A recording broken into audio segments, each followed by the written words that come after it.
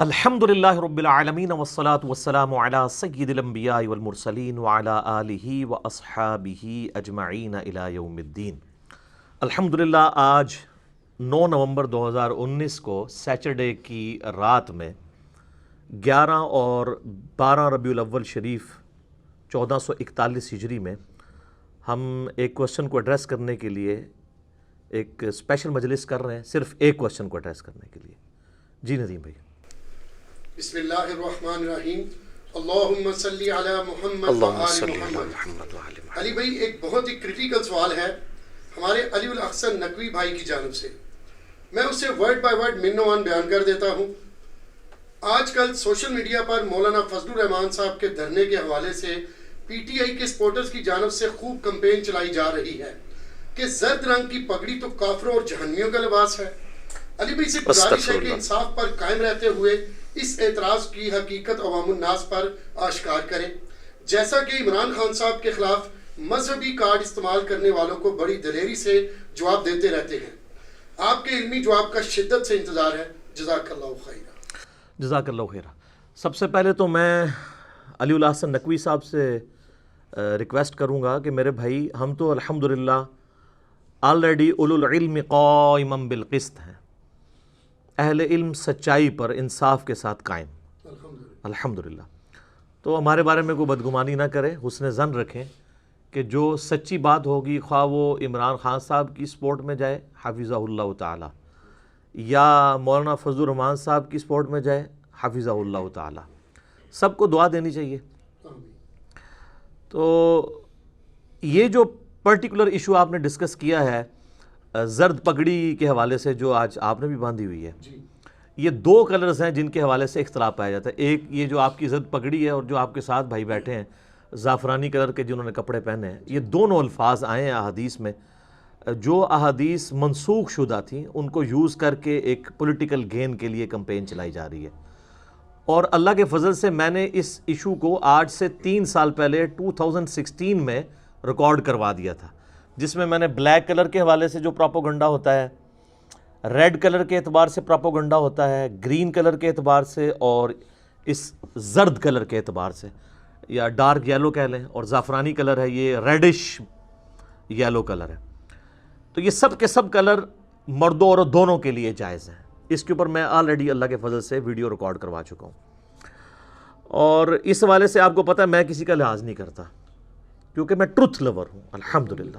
اس کی وجہ سے مجھے مختلف طبقات سے گالیاں بھی کھانی پڑتی ہیں، لیکن ٹروتھ لور جو ہوتا ہے وہ پھر گالیوں کی پرواہ نہیں کرتا، بلکہ وہ سچائی کے اوپر قائم رہتا ہے۔ اور یہ وہی شخص قائم رہ سکتا ہے جس نے زندگی میں ایک دفعہ جھوم کے کہا ہو کہ نہ میں وہابی، نہ میں بابی، میں ہوں مسلم علمی کتابی۔ نہ ہم سو کالڈ وہابی ہیں، کوئی علمی بات کرے اسے وہ اپنے زوم میں وہابی کی گالی دے دیتے ہیں، اور نہ ہم بابوں کا دفاع کرنے والے بابی ہیں، بلکہ ہم علمی کتابی مسلم ہیں الحمدللہ۔ قطع نظر اس وقت جو ہماری پولیٹیکل سچویشن ہے آج کی ڈیٹ میں، یعنی 9 نومبر 2019 میں، اس وقت ملک کی جو صورتحال ہے، کسی کی مخالفت یا کسی کو سپورٹ کیے بغیر، میں چونکہ اسپیسیفکلی ایک ریلیجس میٹر ہے، تو میں ریلیجن کی باؤنڈریز کے اندر رہتے ہوئے کتاب و سنت کے دلائل کی روشنی میں اس سوال کو ایڈریس کروں گا، کیونکہ اس حوالے سے کافی زیادہ کمپین چلائی جا رہی ہے سوشل میڈیا کے اوپر۔ خصوصاً میں پاکستانیوں سے ریکویسٹ کروں گا، اور بالعموم پوری دنیا کے مسلمانوں سے، کہ خدا کے لیے یہ لوگوں پر گستاخی کا الزام، توہین مذہب کا الزام، اور غدار وطن ہونے کا الزام، اب ان چیزوں سے باہر نکلیں۔ مسلمانوں کی پہلے ہی انٹرنیشنل لیول کے اوپر بہت زیادہ بدنامی ہو چکی ہوئی ہے انہی فتووں کی وجہ سے، اور پھر جو یہ فتوے آپ دوسروں پہ لگاتے ہیں، پھر ایک وقت آتا ہے کہ وہ مکافات عمل کے تحت وہی فتوے آپ کے اوپر لوڈ کراتے ہیں۔ اور پاکستان کی پالیٹکس تو ایسی عجیب و غریب ہے کہ اس میں جو مکافات عمل ہے وہ بہت جلدی ہو جاتا ہے، جو اس وقت ہمیں دھرنوں کی شکل میں اور کنٹینرز کی شکل میں نظر آ رہا ہے۔ نہ ہم 2014 کے دھرنوں کو صحیح سمجھتے تھے اس حوالے سے کہ پرائم منسٹر سے جبری استعفیٰ اس طریقے سے لیا جائے، اور نہ آج کے دھرنوں کو اس حوالے سے صحیح سمجھتے ہیں کہ زبردستی ایک الیکٹڈ پرائم منسٹر سے استعفیٰ لیا جائے۔ ظاہر ہے کہ سسٹم میں خرابیاں ہیں، یہ بس سسٹم چلنے دیں، وقت کے ساتھ ساتھ جب یہ سسٹم چلے گا میں بار بار کہتا ہوں کہ 5 دفعہ پاکستان کی اسمبلیاں اگر ایمانداری کے ساتھ کھینچا تانی کے بغیر اپنا ٹینور پورا کریں تو انشاءاللہ ہمیں پاکستان کی جو اسلامک ڈیموکریسی ہے اس کی برکات حاصل ہونا شروع ہو جائیں گی انشاءاللہ تعالی۔ اور آپ کو اندازہ نہیں ہے کہ یہ زرد پگڑی کے حوالے سے اس قسم کی نازیبا گفتگو کرنے کی وجہ سے ان کی گفتگو کے فتوے کن لوگوں کے اوپر جا رہے ہیں۔ میرے بھائی اتنا ڈینجرس معاملہ ہے۔ صحیح بخاری اور صحیح مسلم کی متفقن علیہ حدیث ہے، اللہ کے محبوب صلی اللہ علیہ وآلہ وسلم نے فرمایا کہ میری امت کی اس وقت کیا شان ہوگی جب عیسیٰ ابن مریم علیہ السلام تم میں ایک عادل حکمران کی حیثیت سے اتریں گے، صلیب کو توڑ دیں گے، جزیہ کو موقوف کر دیں گے، ختم کر دیں گے، خنزیر کو قتل کر دیں گے۔ تو اس وقت میری امت کی کیا شان ہوگی کہ وہ عادل حکمران کی حیثیت سے اتریں گے لیکن امامت میرا ایک امتی کروا رہا ہوگا، یعنی امام محمد بن عبداللہ المہدی علیہ السلام۔ تو اسی کی ایکسپلینیشن صحیح مسلم میں آتی ہے کہ آپ صلی اللہ علیہ وآلہ وسلم نے فرمایا کہ عیسیٰ ابن مریم آسمان سے اتریں گے اور جامعہ دمشق یعنی شام کے اندر دمشق کے مشرقی کنارے پہ ایک مینار ہے اس پہ اتریں گے، اس حال میں کہ انہوں نے 2 زرد چادریں اوڑھی ہوں گی، ایک تہمت کے طور پہ اور ایک اوپر۔ یہ آپ صلی اللہ علیہ وآلہ وسلم کا عمومی لباس تھا۔ عیسیٰ ابن مریم 2 زرد چادروں میں اتریں گے اور انہوں نے دونوں ہاتھ فرشتوں کے اوپر یوں ان کے پروں پہ رکھے ہوئے ہوں گے۔ یہ صحیح مسلم ہے سر، یہ کوئی کہانی شریف یا بزرگ شریف یا مولانا شریف نہیں ہے، یہ مسلم شریف ہے۔ تو عیسیٰ ابن مریم کیا نعوذ باللہ کافروں اور جہنمیوں والا لباس پہن رہے ہوں گے؟ یہ حدیث منسوخ ہیں، اور جہنمی والا لفظ تو کسی حدیث میں ہے ہی نہیں ہے، یہ خود سے ہی انہوں نے بیچ میں داخل کر دیا ہوا ہے۔ ٹھیک ہے، وہ میں انشاءاللہ ان احادیث کے حوالے سے بعد میں ڈسکشن کرتا ہوں۔ صحیح مسلم میں یہ حدیث ہے کہ آپ صلی اللہ علیہ وآلہ وسلم نے جب یہ باتیں ارشاد فرمائیں کہ تمہاری کیا شان ہوگی جب عیسیٰ ابن مریم تم میں اتریں گے، تو اس حدیث کا راوی آگے کہتا ہے کہ عیسیٰ ابن مریم اتریں گے تو ہو سکتا ہے کسی کو وسوسہ آئے کہ وہی نئی نبوت کے ساتھ اتریں گے، نئی شریعت کے ساتھ، تو وہ اس میں الفاظ ہیں کہ وہ کتاب اللہ اور تمہارے نبی کی سنت کے مطابق تمہیں چلائیں گے۔ تو کتاب اللہ اور نبی کی سنت کے مطابق جو عیسیٰ ابن مریم چلا رہے ہوں گے اور وہ خود زرد چادروں میں آ رہے ہوں گے، تو زرد لباس کافروں اور جہنمیوں کا لباس کیسے ہو سکتا ہے؟ سب سے پہلے سوشل میڈیا پہ یہ کمپین چلانے والے اللہ سے توبہ کریں، ان کا فتویٰ عیسیٰ ابن مریم کے اوپر جا رہا ہے علیہ السلام۔ آپ دیکھیں، اس لیے میرے بھائی دین کا سطحی نالج نہیں، ان ڈیپتھ نالج حاصل کریں، اس کے بعد آگے فتوے دیں۔ یہ نہیں ہے کہ آپ نے چھوٹی سی داڑھی رکھ لی ہے، آپ کو تھوڑا سے 2-4 کتابیں پڑھنی آ گئی ہیں اور آپ آ کے جو ہے وہ اس طریقے سے فتویٰ بازی کرنا شروع کر دیں۔ ہم تو خود اس چیز کے خلاف ہیں کہ جو ہے وہ صرف دین کو علماء پہ چھوڑ دیا جائے، لیکن شتر بے مہار بھی نہ ہو جائیں آپ کہ اپنی مرضی کا دین بیان کرنا شروع کرتے ہیں۔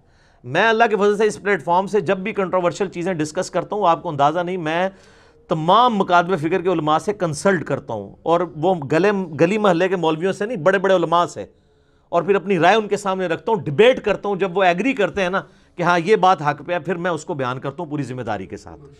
آج بھی انشاءاللہ یہ چیزیں آئیں گی تو میرے خیال ہے اس ٹاپک میں میرے علاوہ کسی نے اور گفتگو ریکارڈ نہیں کروائی ہوگی، میں تو 2016 میں کروا چکا ہوں۔ آج تو یہ اسپیشل کیس آیا تو میں اس کو ایڈریس کرنے جا رہا ہوں۔ تو توبہ کریں، اس قسم کے فتووں سے بچیں، ادروائز آپ اپنے دین کا بھی نقصان کریں گے، دنیا بھی برباد کریں گے، اور آخرت میں ولیعوذ باللہ تعالی اللہ تعالیٰ کے سامنے رسوائی کا سامنا کرنا پڑے گا۔ اللہم اجرنا من النار، آمین۔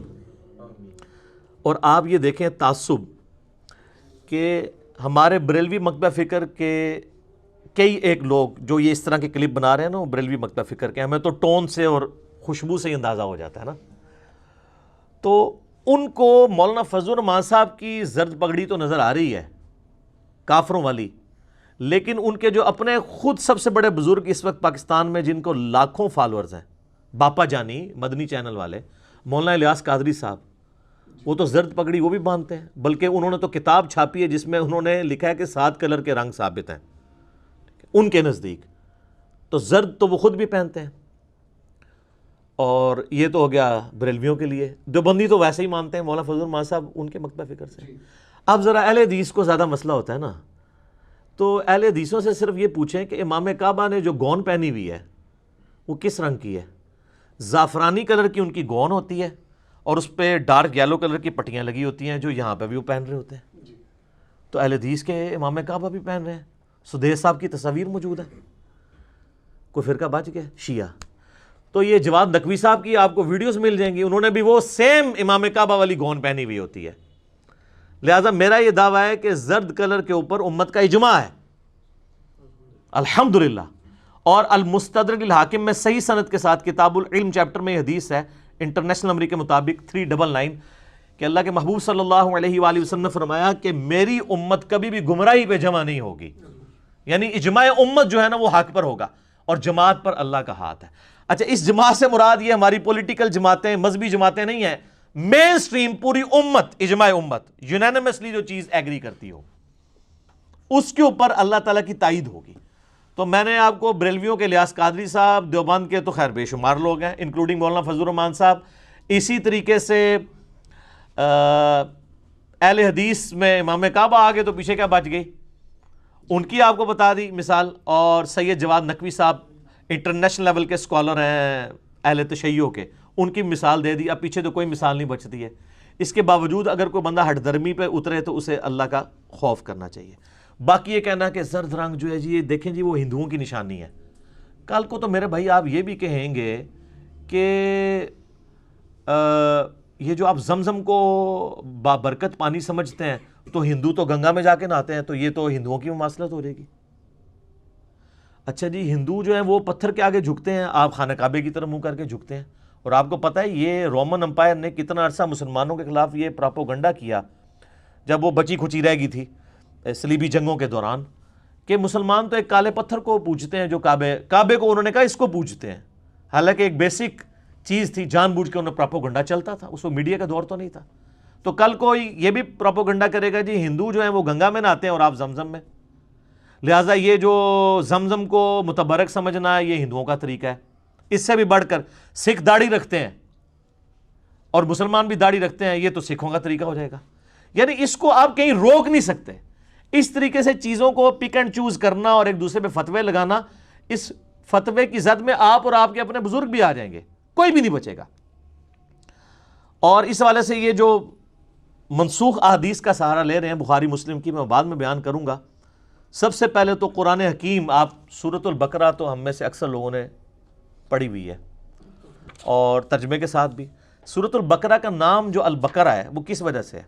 البقرہ عربی میں کہتے ہیں گائے کو, اور اس میں ایک واقعہ ہے جس کی وجہ سے اس سورت کا نام سورۃ البقرہ رکھا گیا, اور وہ واقعہ ہے اسی میں لفظ بقرہ بھی آیا کہ بنی اسرائیل کو اللہ تعالیٰ نے حکم دیا تھا کہ وہ ایک گائے اللہ کی راہ میں قربان کریں. تو وہ اسی طریقے سے پھر انہوں نے شروع کر دیا کہ جی وہ اب ظاہر ہے کہ دل بے ایمان تے اجتا ٹھیر, دل میں بےایمانی اتری ہو تو آپ لیم ایکسکیوزز کئی ڈیوائز کریں گے. تو انہوں نے کہا جی ہمیں کوئی سمجھ نہیں آ رہی, موسیٰ علیہ السلام آپ ہمیں گائیڈ کریں کس قسم کی وہ جو ہے وہ گائے ہونی چاہیے. تو اس میں الفاظ ہیں آیت نمبر 69 سورۃ البقرہ, اعوذ باللہ من الشیطان الرجیم, بسم اللہ الرحمن الرحیم, انہا بقرۃ صفراء فاقع لونہا تسر الناظرین. تو اللہ تعالیٰ کی طرف سے حکم آیا کہ وہ ایسی گائے ہونی چاہیے بقرۃ صفراء جو زرد کلر کی ہو. یہ صفراء عربی میں کہتے ہو زرد کلر کو. زعفران بھی عربی کا لفظ ہے, وہ یہ جو صفراء ہے زرد, وہ زرد رنگ جو کہ ڈارک یلو ہے, اور زعفرانی کلر وہ ہوتا ہے جو ریڈش یلو ٹائپ کا ہوتا ہے. یعنی آپ نے جو آج پگڑی پہنی ہوئی ہے, مجھے لگ رہا ہے کہ آپ بھی کسی نیت سے بیٹھے ہوئے ہیں یہاں پہ. آپ کی جو پگڑی ہے نا جی یہ ہے ڈارک یلو کلر, اس کے لیے صفراء کے لفظ استعمال ہوتا ہے عربی میں. اور انہوں نے جو کپڑے پہنے ہوئے ہیں یہ زعفرانی کلر کے ہیں, آلموسٹ ریڈش قسم کے جو یلو کلر. جو زعفران جن لوگوں نے دیکھا ہوا ہے ان کو اندازہ ہو جائے گا. تو اللہ تعالیٰ میں ایسی گائے ہونی چاہیے جو شوخ زرد ہو اور وہ دیکھنے والوں کو بھا جائے, اس قسم کی گائے ہو. تو یہ سورۃ البقرہ کی آیت نمبر 69 میں زرد کلر کا ذکر ہے کہ جو سابقہ امت مسلمہ تھی یعنی بنی اسرائیل, ان کے لیے اللہ تعالیٰ نے زرد رنگ کی گائے کو پسند فرمایا. تو یہ زرد رنگ کس کا پسندیدہ ہوا؟ اللہ کا. اس سے نفرت تو نہیں کرنی چاہیے نا. یعنی آپ یہ دیکھیں کہ آپ کس طرح چیزوں کو لے کے چلتے ہیں کہ کہاں کہاں جا کے فتوے جا کے لگتے ہیں. تو قرآن حکیم میں بھی زرد رنگ کا اللہ تعالیٰ کے حضور پسندیدہ ہونا بنی اسرائیل اور بنی اسرائیل سابقہ امت مسلمہ وہ ثابت ہے الحمدللہ. اب رہا جن احادیث کے اندر زرد رنگ یا زعفرانی رنگ کی مذمت آئی ہے تو وہ سب کے سب احادیث منسوخ ہیں. اور میں اس میں امام شافعی کا قول پیش کروں گا صحیح سند کے ساتھ، ظاہر ان کی اپنی کتاب میں لکھا ہوا ہے کہ اگر کوئی صحیح حدیث بھی اجماع امت کے خلاف ملے تو ایکسیپٹیبل نہیں ہوگی. لاجیکلی یہ بات درست ہے، اس لیے کہ وہ حدیث یا تو منسوخ ہوگی یا پھر آپ اسے صحیح سمجھ رہے ہوں گے وہ ہوگی ضعیف الاسناد. مثلا صحیح مسلم میں صحیح حدیث ہے کہ نبی صلی اللہ علیہ وآلہ وسلم آگ پہ پکی ہوئی چیز کھانے کے بعد وضو فرمایا کرتے تھے. یعنی وضو ٹوٹ جاتا ہے آگ پہ پکی ہوئی چیز کھانے سے. اب کوئی صرف یہ حدیث پڑھے اور اس کے بعد کہ جی یہ آپ کوئی بھی بھنی ہوئی چیز کھائیں گے تو وضو ٹوٹ جائے گا. حدیث صحیح ہے لیکن امت کا عمل کوئی نہیں اس کے اوپر. امت تو وضو توڑنے والی چیزوں میں اس کو نہیں سمجھتی. کیوں؟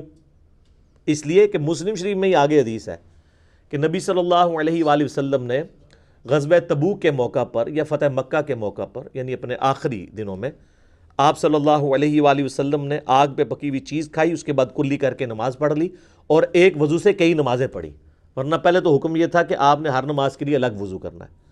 تو وہ حدیث ہو گئی منسوخ اور ناسخ حدیث یہ. اب یہ ضروری نہیں ہوتا کہ اگر بخاری اور مسلم میں کوئی حدیث آئی ہے منسوخ شدہ تو اس کی ناسخ حدیث جو ہے وہ بخاری مسلم میں ہی ہو، کسی اور جگہ پہ بھی موجود ہو سکتی ہے. اس بات کو سمجھنے کی ضرورت ہے. یہاں پہ تو مسلم میں ہی ہے اس لیے آپ کو آسانی سے مل جائے گی. ایک اور مثال لیں، صحیح مسلم میں حدیث ہے آپ صلی اللہ علیہ وآلہ وسلم نے فرمایا جو شخص بھول کر بھی کھڑے ہو کر پانی پیے تو وہ انگلی ڈال کے نا اپنے گلے میں قے کر دے. بھول کے بھی، حالانکہ بھول چک تو معاف ہوتی ہے لیکن شروع میں اس حوالے سے سختی تھی، بعد میں یہ حدیث ہو گئی منسوخ. امت پریکٹیکلی اس کو ایکسیپٹ نہیں کرتی ہے. تو امام شافعی کا قول ٹھیک ہے کہ اگر صحیح حدیث بھی مل جائے اجماع امت کے خلاف، اجماع امت کو عملی تواتر کو مانا جائے گا. اس کی ناسخ حدیث صحیح بخاری کے اندر ہے. صحیح بخاری کے اندر حدیث ہے سیدنا مولا علی رضی اللہ تعالیٰ عنہ علیہ السلام دارالخلافہ کوفے میں شفٹ کر دیا تھا. کوفے کی بڑی جامع مسجد میں وہ نماز پڑھایا کرتے تھے. بخاری کے الفاظ ہیں کہ ظہر کی نماز پڑھ کے وہ ممبر پر چڑھے اور عصر تک لوگوں کو دینی مسائل سکھاتے رہے، حتیٰ کہ عصر کا وقت ہو گیا. پھر لوگوں نے ریکویسٹ کی کہ آپ ہمیں وضو کا طریقہ بھی سکھائیں. ظاہر دین نیا نیا آ رہا تھا. پھر مولا علی حضور صلی اللہ علیہ وآلہ وسلم کے قریبی بھی تھے تو مولا علی نے ان کو وضو کر کے بتایا اور ساتھ ایک اور مسئلہ بھی سمجھا دیا. جیسے ہی وضو انہوں نے مکمل کیا اس کے بعد جو وضو کا بچا ہوا پانی تھا پبلکلی کھڑے ہو کر پیا. اور اس کے بعد شاہ فرمایا کہ میں نے کوفے کے لوگوں کو دیکھا ہے کہ وہ کھڑے ہو کر پانی پینے کو معیوب سمجھتے ہیں اور پاکستانی آج تک اسے گناہ ہی سمجھتے ہیں. میرا اس کے اوپر بھی کلپ ریکارڈڈ موجود ہے. تو میں نے جان بوجھ کر کھڑے ہو کر پانی پیا تاکہ تمہیں یہ بات بتا دوں کہ یہ سنت ہے. اچھا، مولا علی نے سنت بتائی ہے آپ صلی اللہ علیہ وآلہ وسلم کی وفات کے ایٹ لیسٹ 25 سال کے بعد. 25 سال تک کوفہ میں کئی صحابہ اور تابعین موجود تھے، ان میں سے کئی لوگوں کو یہ مسئلہ کلیئر نہیں تھا کہ کھڑے ہو کر پانی پینا جائز ہے. اچھا، بعض لوگوں نے اس میں نا پک چھوڑی ہے کہ جی وضو کا بچا ہوا پی سکتے ہیں، دوسرا نہیں پی سکتے. تو مولا علی نے یہ تو نہیں کہا تھا. پہلے تو یہ کہتے تھے وہ بخاری مسلم میں جو کھڑے ہو کے پانی کی حدیثیں ہیں نا وہ زمزم کی ہیں، اس کو چھوڑ دیں. یہاں مولا علی نے یہ بتایا تھا کہ وضو کا بچا ہوا پانی کھڑے ہو کے پینا ہے، یا وہ تو کیٹاگوریکل سٹیٹمنٹ دے رہے ہیں مطلقاً کہ تم لوگ تو کھڑے ہو کے پانی پینے کو گناہ سمجھتے ہو اور نبی صلی اللہ علیہ وآلہ وسلم کھڑے ہو کر پیتے تھے. عمومی عمل بیٹھ کے ہی ہے لیکن آپ کھڑے ہو کے کھا پی بھی سکتے ہیں. اس حوالے سے جامعہ ترمذی میں حدیث موجود ہے.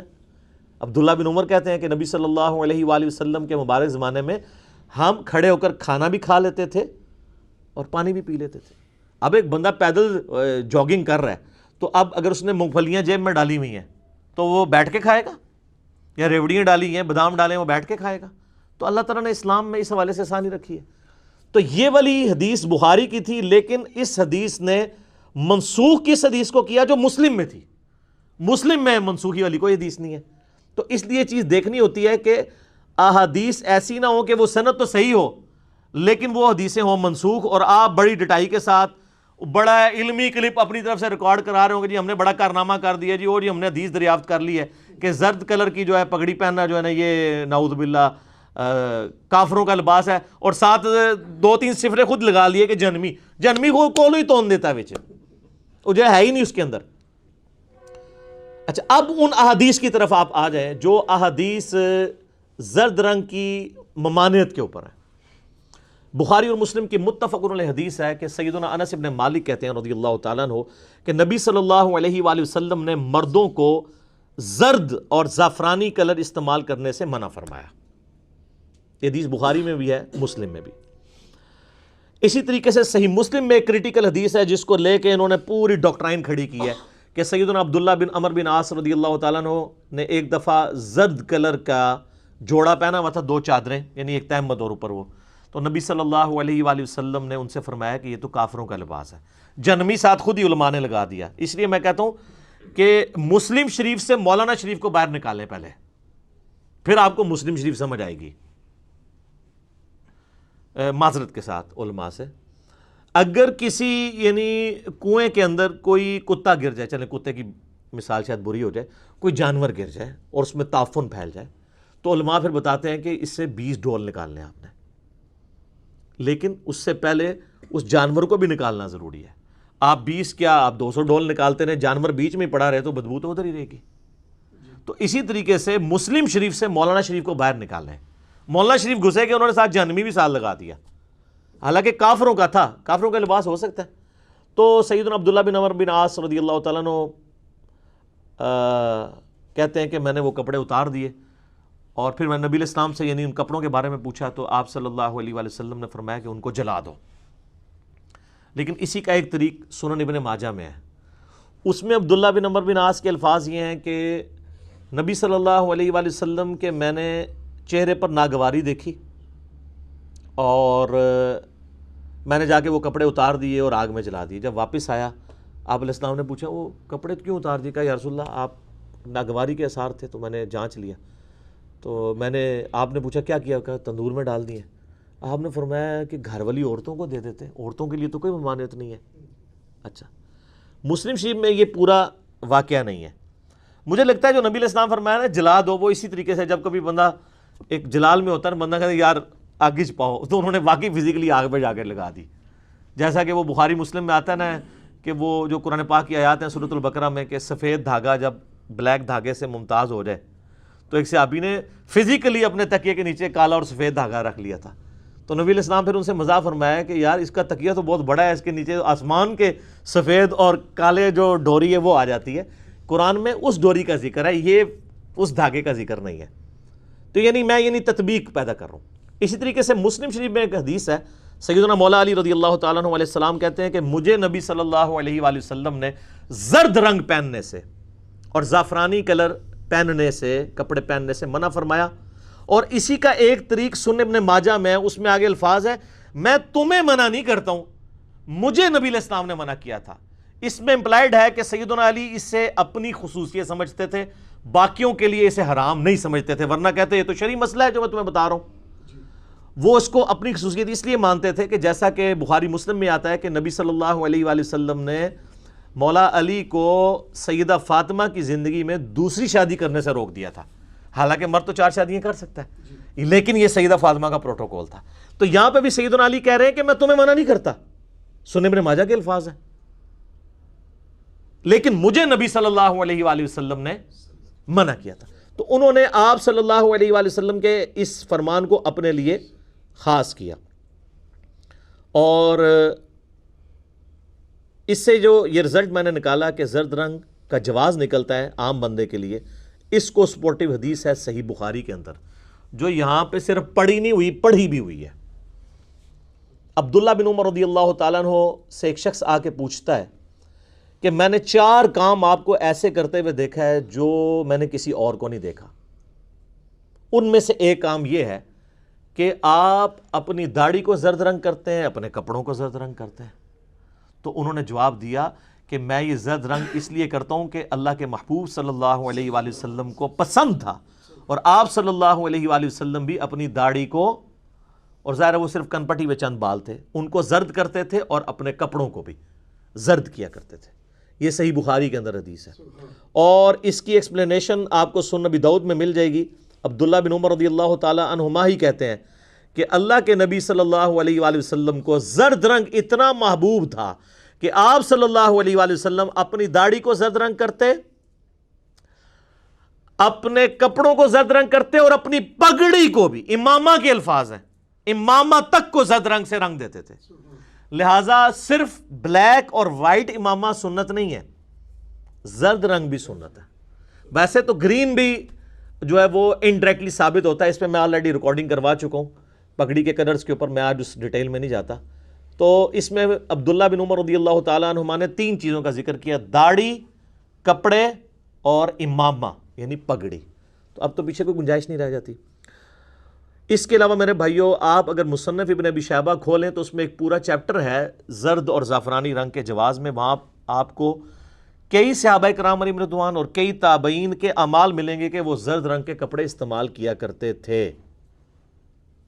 بعض جو ہیں اس کو کراہت کے درجے میں بھی سمجھتے تھے لیکن کرتے بھی تھے، تو فوقیت انہی کی ہوتی ہے جو کر رہے ہوتے ہیں، کیونکہ کراہت والا معاملہ جو ہے نا وہ ہو سکتا ہے اس بندے تک وہ حدیث نہ پہنچی بھی ہو۔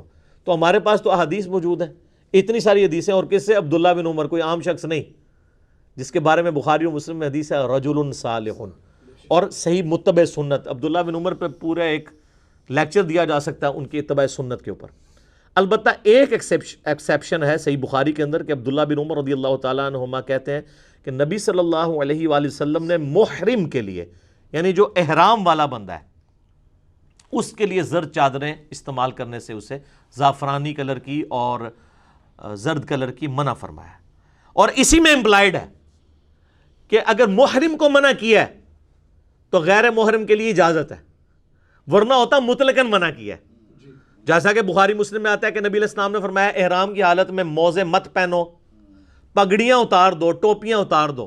تو پگڑی ٹوپی ثابت ہوتی ہے صحیح بخاری کی حدیث سے، تو اس کا مطلب ہے کہ عام حالت میں آپ نے پگڑی اور ٹوپی پہننا یہ صحابہ کرام علیہم رضوان کی سنت ہے۔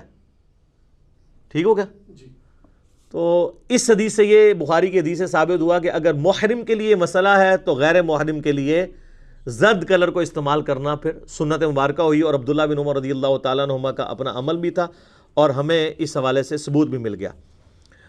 آخر میں اس حوالے سے وہی حدیث ریپیٹ کروں گا صحیح مسلم کی، کہ نبی صلی اللہ علیہ وآلہ وسلم نے ارشاد فرمایا کہ عیسیٰ ابن مریم دمشق کے مشرقی مینار کے پاس 2 فرشتوں کے پروں پر ہاتھ رکھے ہوئے اتریں گے، اور اس حال میں کہ انہوں نے 2 زرد چادریں اوڑھی ہوئی ہوں گی، ایک تہمت کے طور پہ اور ایک اوپر یوں۔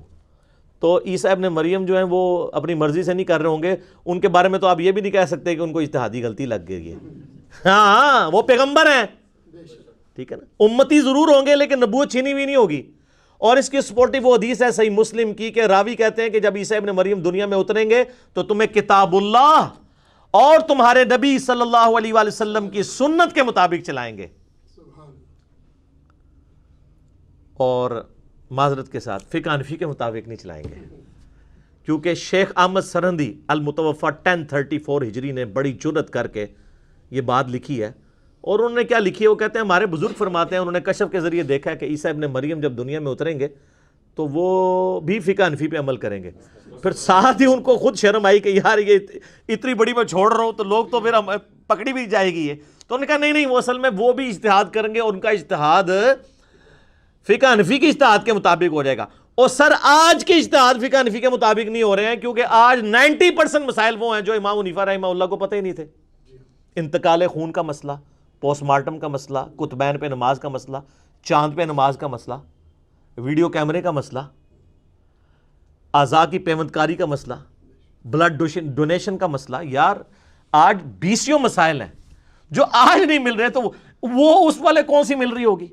تو وہ مسلم شریف سر کھولیں، مولانا شریف کو مسلم شریف سے باہر نکالیں۔ مسلم شریف میں راوی حدیث کہہ رہا ہے کہ وہ تمہیں کتاب اللہ اور تمہارے نبی صلی اللہ علیہ وآلہ وسلم کی سنت کے مطابق چلائیں گے، معذرت کے ساتھ فقہ حنفی کے مطابق نہیں چلائیں گے۔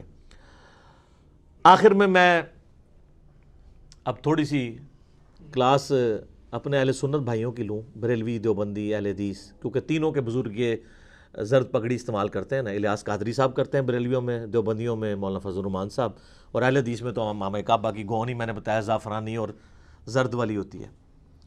کہ یہ جو آج آپ کے خلاف عوام اٹھی ہوئی ہے نا، اب ذرا آپ اپنی شکل بھی آئینے میں دیکھیں کہ آپ نے بھی تو اپنی عوام کو یہ کہانی کرائی ہوئی تھی کہ یہ کالا لباس جہنمیوں کا لباس ہے۔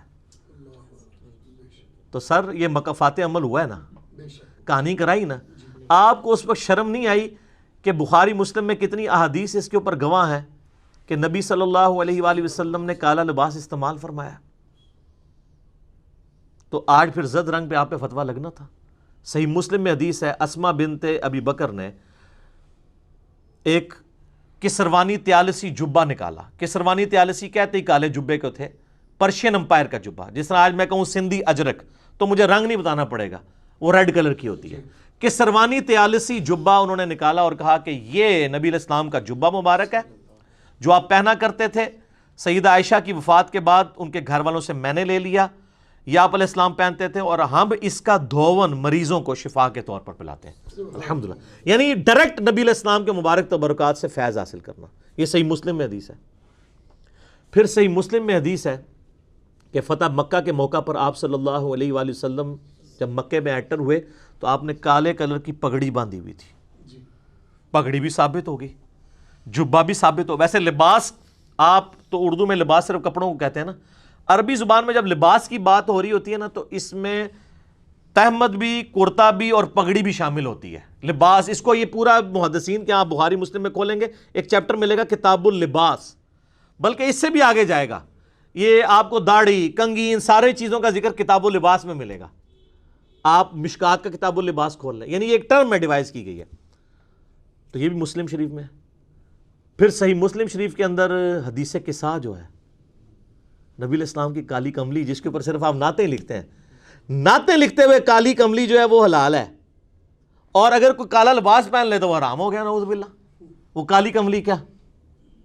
صحیح مسلم میں حدیث قصہ ہے، اما عائشہ روایت کرتی ہیں سلام اللہ علیہا کہ نبی علیہ السلام ایک دفعہ اپنے گھر سے اس حال میں برآمد ہوئے کہ آپ صلی اللہ علیہ وآلہ وسلم نے کالے کلر کی ایک منقش چادر اوڑھی ہوئی تھی جس پہ باقاعدہ کڑھائی ہوئی تھی، اونٹ کے کجاووں کی مانند ہنڈیا کی شکل کی اس پہ تصاویر بنی ہوئی تھی، جانداروں کی نہیں، کجاووں کی۔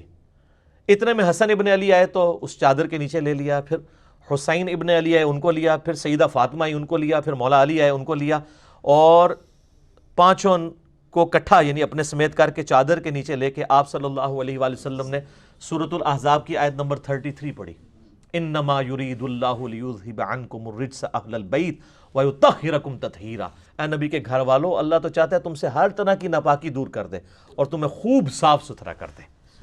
تو یہ کالی چادر والی حدیث، حدیث قصہ اہل سنت اہل تشیع دونوں کے ہاں پائی جاتی ہے۔